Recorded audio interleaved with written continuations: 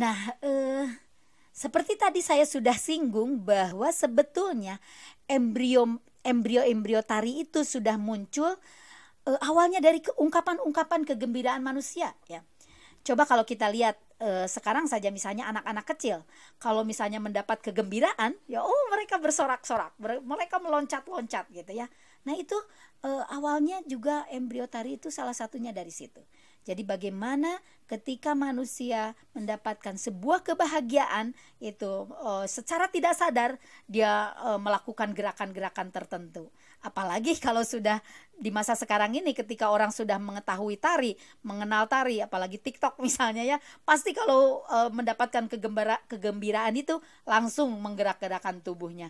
Nah, itu pun menjadi salah satu embrio dari munculnya tari dalam masyarakat.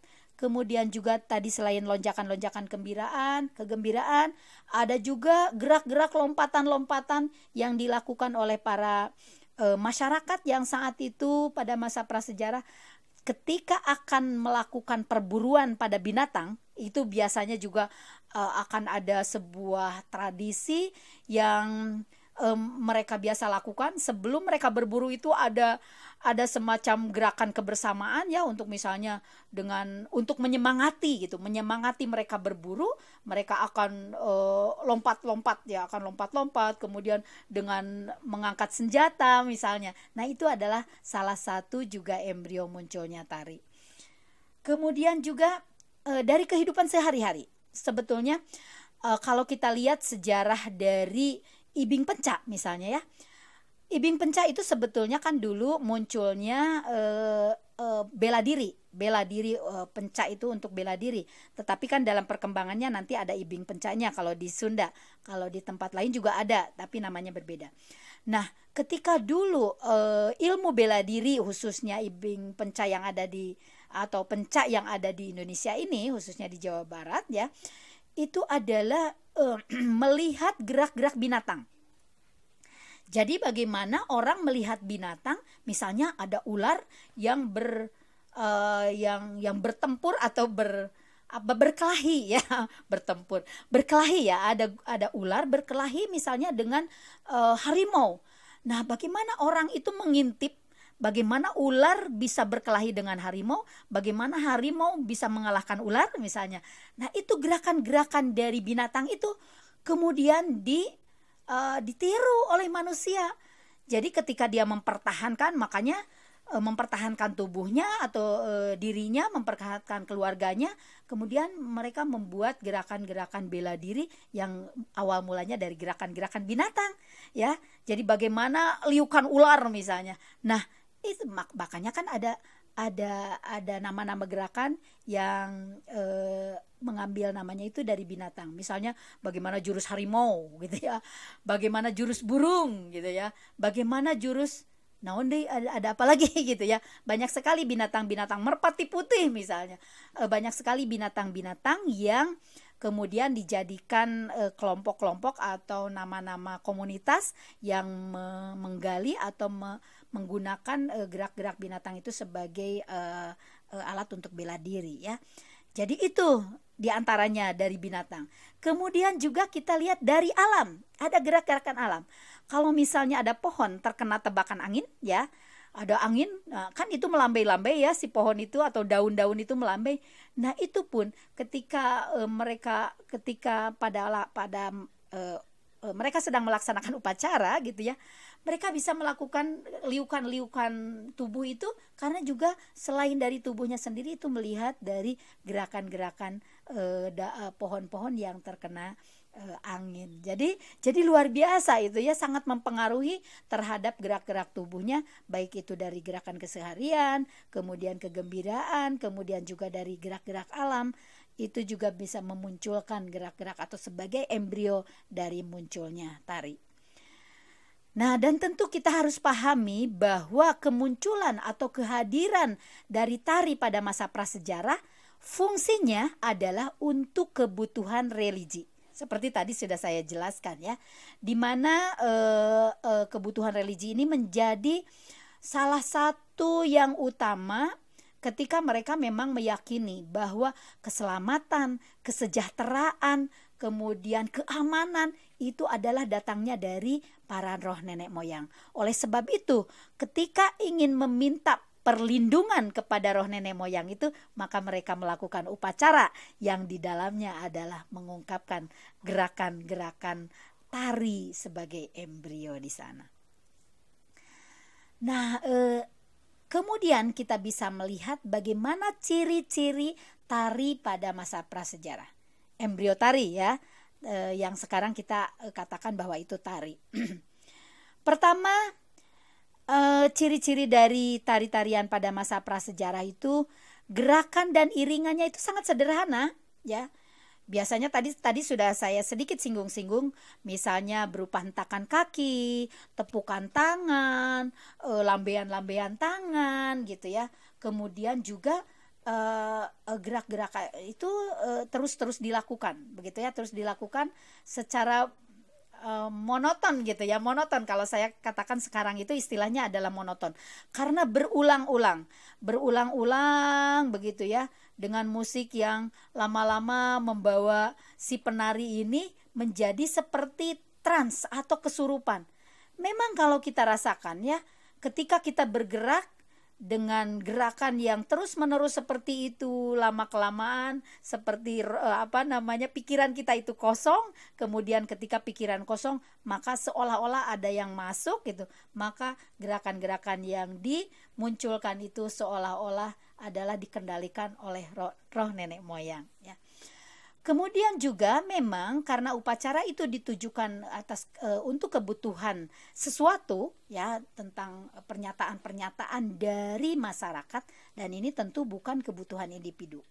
Walaupun itu kebutuhan individu, tapi kemudian itu akan dituangkan secara kolektif ya. Biasanya memang di dalam masyarakat dulu itu semuanya serba kolektif ya. Jadi tidak bisa melakukan keinginan-keinginan disampaikan kepada roh nenek moyang itu dengan diri sendiri dengan sendiri, karena kalau dulu diyakini bahwa orang yang mampu untuk menghubungkan antara manusia atau dunia tengah ya, antara manusia dengan dunia atas atau dengan roh nenek moyang itu harus orang yang ahli. Gak bisa kita yang biasa-biasa, yang tidak punya kemampuan lebih dari ditentukan oleh masyarakat itu sendiri, misalnya ketua kepala suku, atau misalnya memang ada orang yang dianggap memiliki kelebihan dari manusia lain, dan itu juga dikenal dengan istilah saman ya, atau mungkin kalau sekarang istilahnya dukun ya. Itu memang ada masa yang namanya samanisme. Jadi samanisme itu di mana ada orang yang diyakini seperti orang yang memiliki kelebihan dari orang lain, di mana dia memiliki kemampuan untuk semacam berkomunikasi antara manusia dengan roh nenek moyang. Dan ciri-ciri yang lainnya adalah atributnya atau pakaian yang digunakan memang pakaian keseharian mereka ya, karena dulu itu kan hanya menggunakan baju juga dari dari daun-daun, atau menggunakan dari kulit ya, atau juga bisa dari kulit kayu itu. Nah, tapi tentu saja ketika mereka melakukan upacara ada tambahan-tambahannya, tapi memang sederhana. Misalnya ada tambahan daun-daun yang ditempelkan di dalam tubuhnya. Kemudian juga ada bulu-bulu binatang misalnya yang dijadikan sebagai aksesoris pada orang yang dipercaya itu sebagai pimpinan upacara ya. Kemudian juga memang tadi saya katakan bahwa tarian yang diungkapkan bersifat sakral.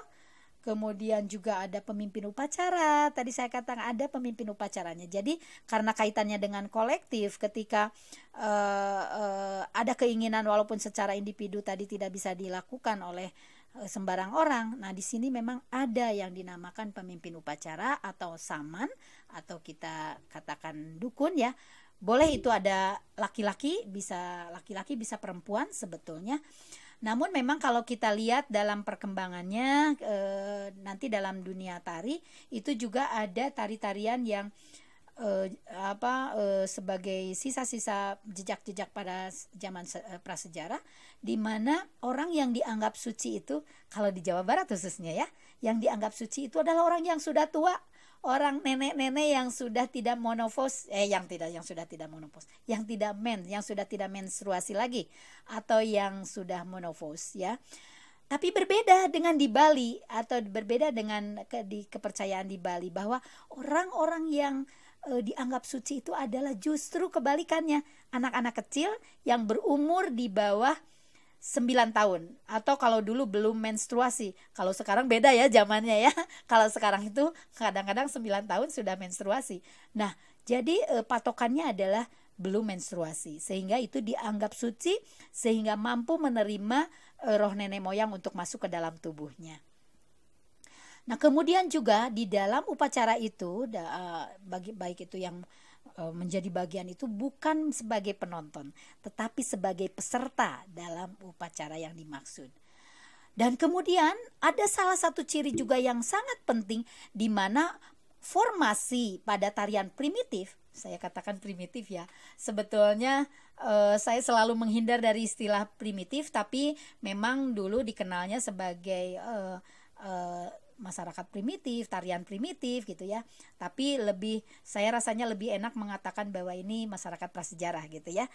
Dan tapi tetap nama tariannya di dalam buku-buku yang ada itu, yang saya baca, bahwa tariannya tetap dikatakan tarian primitif.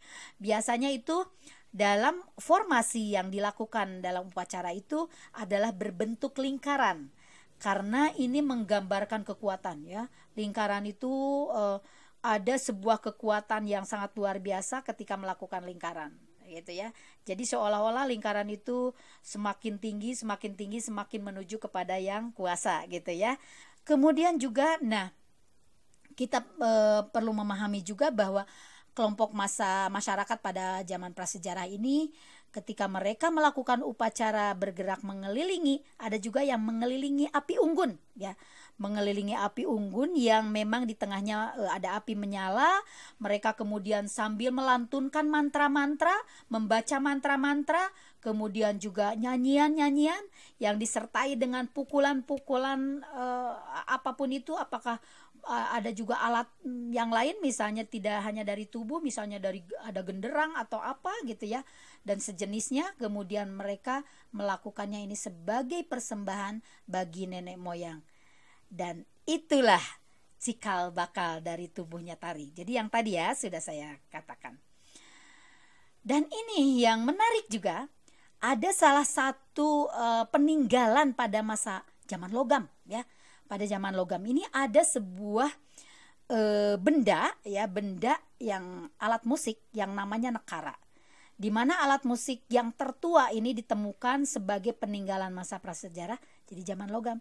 Jadi kan tadi saya sudah katakan di masa prasejarah itu ada zaman batu, ada zaman logam. Nah, zaman logam ini ya, ada peninggalan yang bisa kita lihat sampai sekarang, yaitu namanya nekara. Di mana alat musik ini dipergunakan untuk mengiringi tarian dalam upacara-upacara. Dan kalau kita lihat di Indonesia, nekara ini banyak ditemukan di beberapa daerah, yaitu di Sumatera, di Bali, di Sumbawa, di Pulau Roti, di Pulau Leti, Pulau Slear, dan Kepulauan Kei, dan juga di Papua. Nah, ini mungkin kalau dari masa sekarang bisa disebutnya bahwa ini kendang, semacam kendang ya, kendangnya zaman perungu gitu ya, kendangnya zaman dulu. Nah, kemudian di dalam nekara itu ada tulisan-tulisan atau ada gambar-gambar. Biasanya di situ ada lukisan tentang orang yang menari, atau ada juga dihiasi dengan bulu-bulu burung atau daun-daun. Nah, memang kalau kita lihat ini tidak hanya di Indonesia. Kan kalau kita lihat secara logik ya, itu rasanya aneh gitu. Tidak hanya di Indonesia, di beberapa tempat di penjuru dunia ada nekara ini. Ada di Cina, ada di Amerika, ada di Eropa gitu ya. Beberapa museum yang pernah saya datangi gitu ya, saya pernah melihat di California, kemudian pernah melihat juga di Cina, pernah melihat juga di Belanda, ada yang namanya nekara ini gitu ya. Kan aneh gitu ya, padahal mungkin dulu tidak pernah ada yang saling bersentuhan antar budaya, dan kan jauh-jauh gitu, pakai pakai apa kalaupun ada persentuhan, tapi ternyata ada alat yang hampir sama. Bahkan dalam kehidupannya pun tadi ya, misalnya ada upacara-upacara primitif, itu ternyata di mana-mana sama ya. Nah, itulah ada memang sebuah kita yakin bahwa Allah memberikan akal manusia kepada manusia itu, ternyata mindsetnya ada yang sama. Jadi walaupun berbeda tempat yang berjauhan, ternyata ada peristiwa-peristiwa yang terjadi itu hampir sama di mana-mana ya. Seperti tadi ada upacara kematian, upacara kelahiran, upacara itu tidak hanya di Indonesia. Ingat itu ya, bahwa ini di penjuru dunia itu juga terjadi. Dan itu pun masih kita lihat dalam masyarakat sekarang, baik itu di masyarakat pedalaman di Indonesia maupun di masyarakat pedalaman atau masyarakat asli daerah-daerah di negara-negara lain. Misalnya di negara Australia ada suku aborigin misalnya, kemudian ada di suku Afrika, ada juga suku di Amerika misalnya di masyarakat Indian. Itu sebetulnya ada peristiwa-peristiwa yang hampir sama.